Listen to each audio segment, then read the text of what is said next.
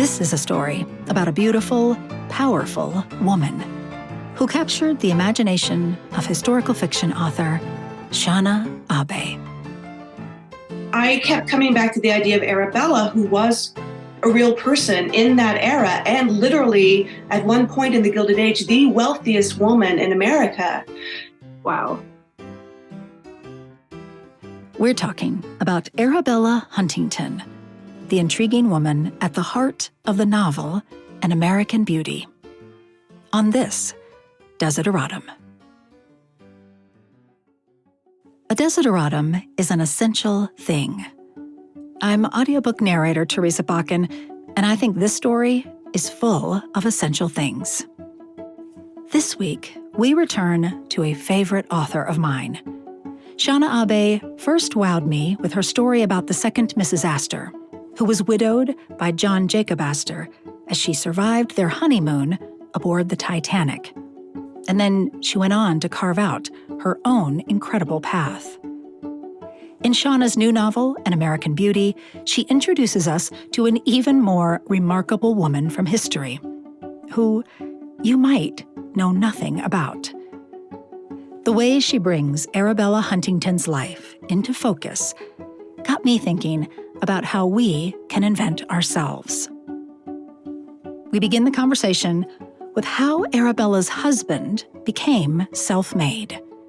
It's a great story, especially when it's told with Shana's enthusiasm. Collis Huntington was one of the big four railroad tycoons. He was a self-made multimillionaire man. He started off being this very poor farm boy from Connecticut, and he was determined to not be that. His family was so impoverished, actually, that he was taken from them as a young boy. I think he was maybe 10 when he was literally separated from his family because they could not afford to feed all the kids they had. And he was sent to work on a neighbor's farm to be an apprentice. And he worked hard. And he managed to garner the respect of the village. So the elders of the village got together when he was 16 and gave him letters of recommendation for work. So using these letters, he managed to get a wagon and a horse, and he bought, I think it was clocks and silverware. And he started just becoming like a traveling salesman in a way. He went down south to Virginia. He sold stuff. Eventually, he realized that, there was money to be made in California because of the gold rush. The 49ers gold rush. So to get to California back then, there were no railroads across America, right? So he had to go down to Panama and then back up through Mexico to get to California. And you did that by train, you did that by ferry, you did that by mule, and you did that by foot. And he did that. So he got a bunch of stuff, hardware stuff, to sell to the miners, managed to get to California with his brother-in-law and some other gentlemen, and they opened a hardware store. But they were smart. They didn't try to go after the gold themselves. They sold to the miners who were going after the gold. And then they did something even better. They got a cart and they took their equipment to the remote miners so that the guys wouldn't have to come into Sacramento, into town, to buy their equipment. Collis would just go to them. And so he started making more and more and more money. And as he looked around, he's like, we could use some trains here. Wouldn't it be great to have trains? Yeah. So he got together with his business partners and they did a survey and they're like, yes, if we do this and this, we can do the tracks from here to here. And he was so wily, this guy. The government would pay him to lay the line, but they would pay something like double for difficult terrain like mountains than they would like the easier terrain than plains. So he did the surveying himself and he made like a way more mountains than there really were. So he started to scam the government a bit, but he got a lot of money. And from there, everything took off. He became this tycoon, basically, this multimillionaire tycoon, a very important man. Yeah. Collis was married to Elizabeth, who was unabashedly devoted to him, but also a very quiet woman. I read an article announcing her death at one point, and several people were quoted as saying, business associates were saying they didn't even realize he was married. She was so quiet, and she just stayed at home. She didn't want to do anything else. Maybe some of that had to do with the fact that her husband was not exactly the most faithful man in the world. Yeah, right. So here's Collis, a known gambler, going to Richmond, where he meets beautiful young Arabella at the saloon. And it's no secret that they just instantly were, I'm going to say, a good practical couple. Like, they each knew what they were doing, and both of them were fine with it, and it worked out for them. But I will say that makes Arabella sound it makes her sound cold-hearted. She was not cold-hearted. She was doing what she had to do to save her family. But I do believe, just based on all the research I've done and based on the facts, that she loved Collis and he loved her, because once she was his mistress, they were together until his death. And after Elizabeth died, it was just about 6 months before he married Arabella. At that point, she could have, she already had her own money. She didn't necessarily have to marry him, but they stayed together, and they were a power couple of their time, just not socially, but like they were very compatible, let's say, practical and compatible. And they made a very good team. Yeah. They do seem to have things in common. Yeah, definitely. Yeah. Not the least of which is that they're both very shrewd and very cunning and very smart. Yes, you used the word wily a minute ago, and I was thinking she's pretty wily too, actually. Yeah. Yeah. Okay, let's pause right here and listen to the moment in the audiobook where Arabella and Collis Hollingsworth meet. They're in a saloon, a real-life place in Richmond, Virginia, just after the Civil War. The place has gambling and girls and thick, heavy drapes that block the guests from knowing or caring about the time or season or desperation outside its walls. This is where Arabella worked as a champagne girl. Her income supported her widowed mother and siblings. This is from An American Beauty by Shana Abe, narrated by the incredibly talented Gail Shalan for Tantor Audio.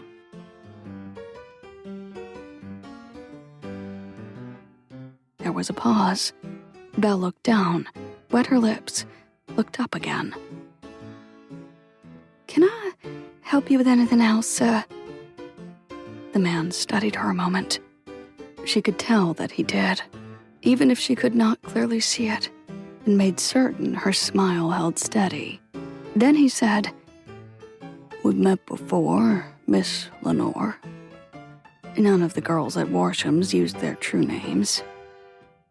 "Do you recall it?" he pressed. "Of course," Belle replied, because suddenly she did. She lifted her free hand, her left one, but it hardly mattered, and he took it in his own, a rough spot on his palm catching against the delicate lace of her mitt. "Mr. Huntington, of course I recall.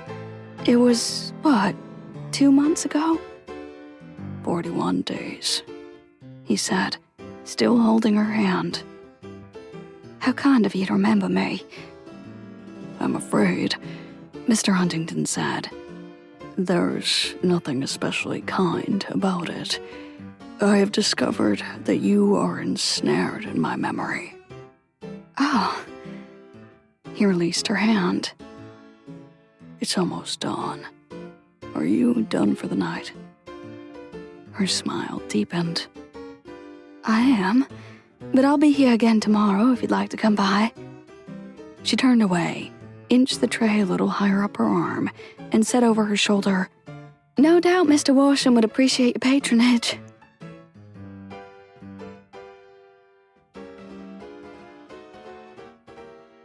She knew that the reason why Collis even noticed her in the first place was not because she was necessarily witty or charming. She was gorgeous. It's her beauty. Yeah. Yeah, but she was also witty and charming, and that kept reeling him in. So she polished her skills, let's say, but she had every reason to continue to do that. Yes, she's very clever. Yeah, she also she was also basically self-educated. She taught herself different languages. She learned things because she loved learning so much. So that was also just a great part of her intellect.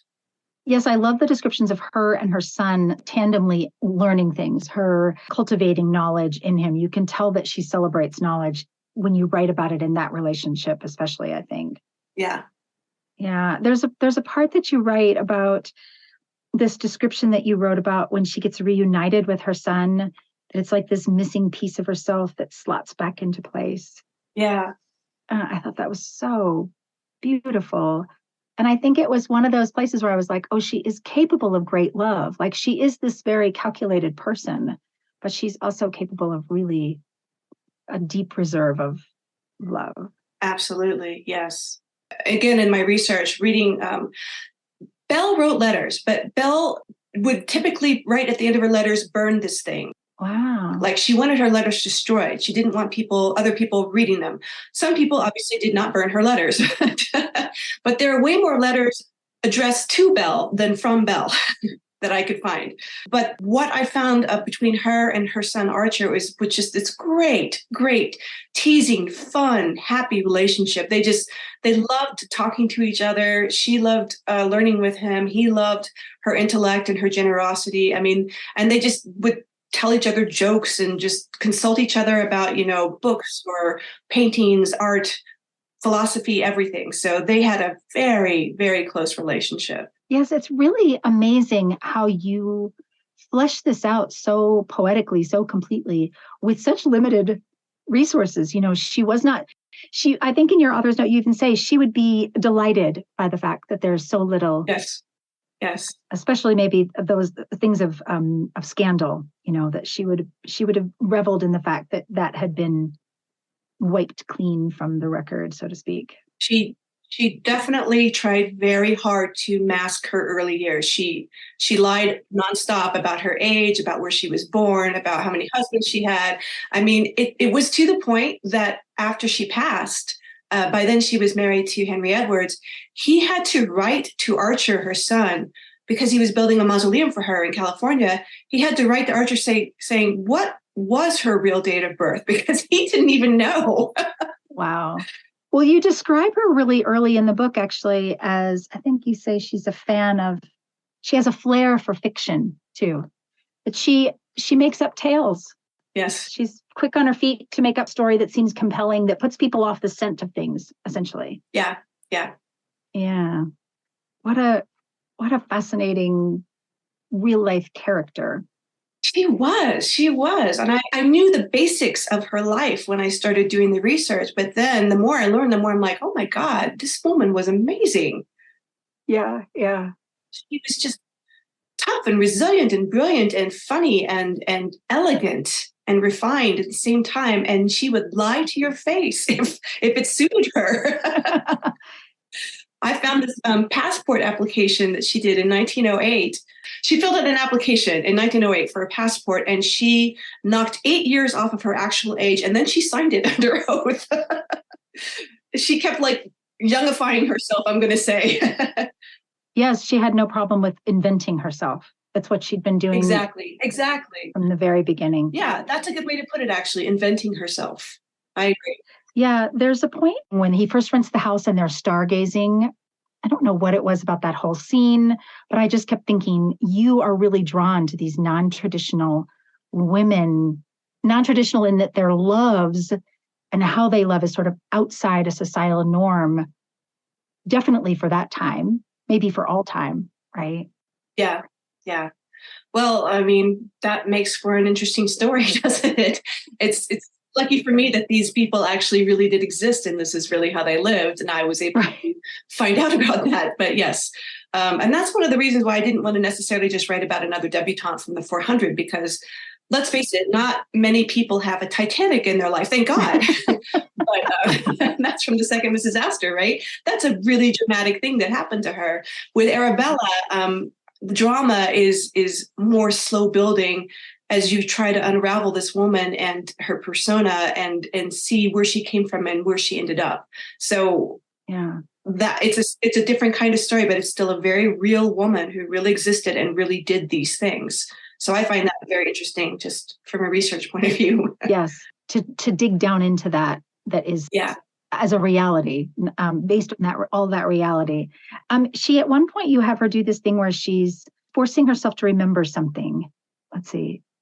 I think there's a description of the sky and the wildflowers. It's in this fabulously described part of this rural Longhorn cattle ranch in Texas. And she's committing it to memory. She's holding it in her memory. And I thought that was just a really, I don't know. I just wondered if you have personally done that. Have you been in a point in your life where you thought, okay, this is perfect? I have. I definitely have. Have you? Doesn't everybody? Yeah, where you just have this moment of like almost crystalline happiness, and happiness can't last. By nature, it rushes like the tide. It comes in and then it goes out, but you want to remember it. And so, I have several memories like that where I can just think of that moment and be like, oh yeah, that was beautiful. That was wonderful. Right. So anyway, I guess she did that because I do that.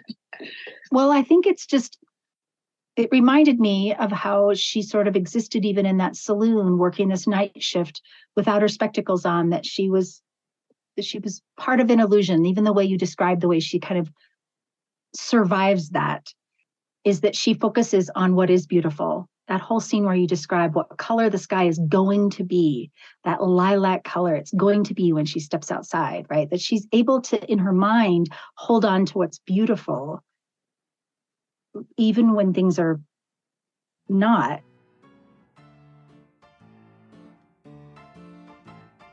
Belle had learned to maintain a stately, constant pace around the rooms with her heavy silver tray. Standing motionless for too long slowed her heart, slowed her thoughts and her blood. Not unlike a mule bound to a millstone, she traveled the same path over and over, dreaming of her eventual escape. Also, like that unfortunate mule, Belle had come to anticipate with uncanny precision when her shift would end, when the sun was about to lift the sky from ink to ash to lilac, even though she couldn't see it. At lilac, she was done. She could put away her tray and remove her ridiculous dress and wrap herself in something warmer and go home and sleep. That just echoed for me, I think, in that scene where she says, hold on, remember this and hold on to this. And I don't know, I just think it's a really good, it's a life lesson, maybe. I don't know. It's something, yeah.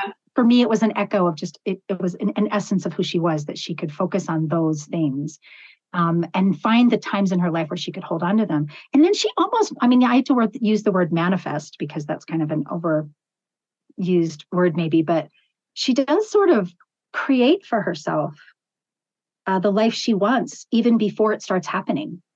Right. Yes. She knows that where she's coming from is not where she wants to be or where she wants to stay. And she's doing what she has to do to get herself out of that situation as best she can. So she's using all of her resources, all of her wits, all of her beauty, all of her charm, all of her determination not to drown in what is essentially in the beginning not a very nice world for her. Yeah. She's hungry. She's literally starving.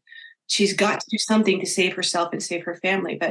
But she's still able to summon that well of resolve within her to find beauty, to like she likes to garden. Yeah. And that's the thing that Arabella Huntington did. She loved to garden. She was known for her violets. I have in the prologue, she opens up in her violet. Yes. She grew Russian, Parma, and English violets, and she was famous for them. And she would tell people, if I didn't have any money at all, I think I would just be a violet gardener and just grow violets and make my living that way. So she would give her pots of violets out to her friends, and they would be really treasured because they were gorgeous, from what I understand. But yes, she loved to garden. And even so, back in Richmond, when before her life changes for the better, she's still a determined gardener, which is hard to do because, she sleeps during the day. So she grows the hardy things, like the things that don't require constant tender attention, but she does grow them, and she continues to grow throughout her life. She has these greenhouses, these lush gardens, these fabulous things.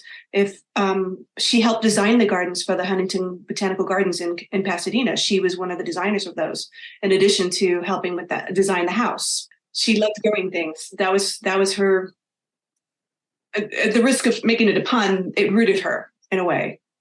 Yeah, I heard a great comment recently about gardening, that people that garden are planning for the future, right? Oh, That one of the reasons that gardening is such a good thing to do isn't even that you're going to eat what you grow, but it's the act of planning on the next season. It's the act of planning for the future. Oh, that's nice. That's a good way to, yeah. Yeah, Yeah, and she certainly was that, right? She was very forward thinking exactly. in every way. So yeah, I thought you played with color. You used a lot of descriptions of color throughout this whole thing, from the drapes and the everything. Just I thought you just really you used visual language for locations and settings and clothing, and I thought it was exceptional. Oh, thank you. That's always my goal, is to, as I'm writing it, I'm seeing flashes of it in my head, like visually. Ah, And then I'm trying to find the words for what I see. So it's like a tandem kind of activity, really, where I want to find the words for it, but I can see it in my mind as an image, if that makes sense. yeah, that's kind of remarkable. I've never really tried to describe that before, but I'm sorry, that's a little clumsy, but that's kind of what it's like. I see the image and then I try to find the words to describe the image, and then I try to make sure the words flow well and match the beauty of, or the terror, or whatever it is in my head. Oh gosh, I really enjoy your storytelling. I was so glad to get to know her. I was glad to meet her and get to know her. Oh, that's lovely. Thank you. Yeah, thank you for bringing her up out of history and introducing her to women today. You know, She was definitely, she would be formidable today as well as she was back then. yeah, no kidding. No kidding. Well, I can't remember if the last time we talked, if I asked you this, but I have been trying every time I talk to storytellers to ask about things that are essential, because I try to tie back to the name of the podcast, which is Desideratum, and ask, for you as a storyteller or as a person, what do you think is most essential? Okay, well, I think most essential is to be happy. And to be happy, for me, that means I have a lot of pets. I love my pets. They're good distractions for me. I do volunteer work, and that makes me happy. I have a very loving and wonderful husband whom I appreciate very much. And I can say that because I was married before, and it was a miserable, miserable, miserable time of my life. So now I look back and I'm like, thank God I'm not there anymore. I'm here. Even if I'm having a kind of a crappy day, I just look around and say, but I'm so lucky. I'm so lucky. So this is essential to me, is just to remember that I am lucky, that my happiness is right in front of me. I just have to remember sometimes to notice it and to connect to it. So be a good person too. Don't be a jerk happy. Be a nice person happy. I hope spending time with Shana Abe made you as happy as it did me.